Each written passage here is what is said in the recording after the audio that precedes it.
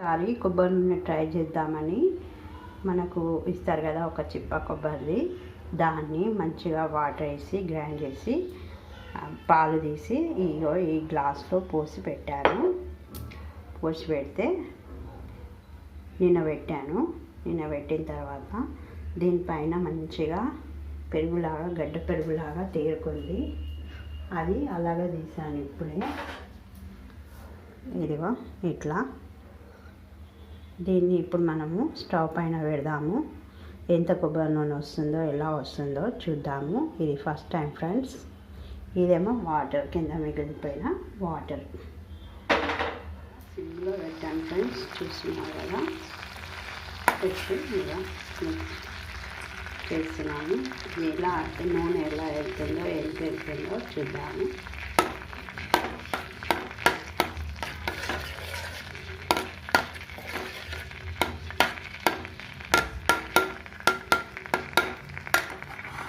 ఇది మంచిగా ఉడకాలి ఫ్రెండ్స్.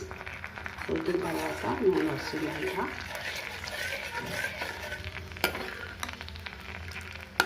చూస్తున్నారు కదా ఫ్రెండ్స్, ఇట్లా దగ్గరకు అయ్యింది. ఇంకా నూనె కూడా వెళ్తుంది, బయటకు వస్తుంది నూనె అందులో నుంచి. ఏదో కొంచెం చేసుకుంటే నూనె వెళ్తుంది ఇట్లా అని అది వచ్చేసి ఫ్రెండ్స్. ఇది వస్తున్నాయి నూనెలో అంటూ ఉంటే కొద్దిగా నూనె వస్తుంది ఫ్రెండ్స్.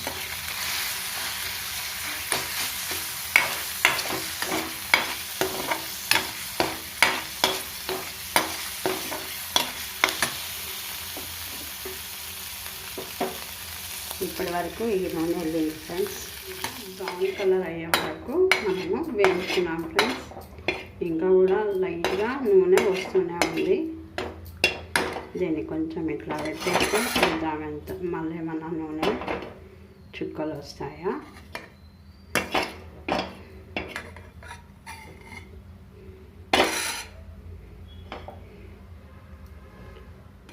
మనకు ఇది మంచి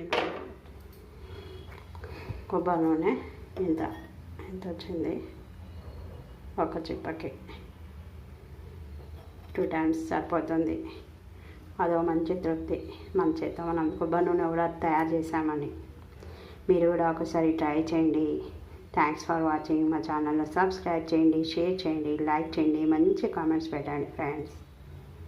వీడియో ఎండ్ వరకు చూడండి. బాయ్. ఇప్పుడు ఈ నూనెను మనము ఇంట్లో తయారు చేసుకున్నాం కదా, ప్యూర్గా ఉంటుంది. థైరాయిడ్ ఉన్న వాళ్ళైనా, షుగర్ ఉన్న వాళ్ళైనా దీన్ని తాగొచ్చు ఫ్రెండ్స్.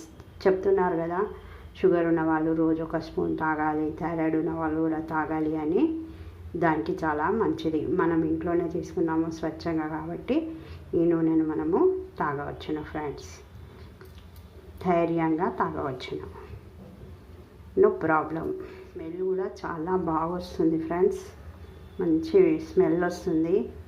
క్వాలిటీలో, ప్యూరిటీలో ఏ మాత్రం తేడా లేదు. సూపర్గా ఉంది. యూజ్ చేయొచ్చు.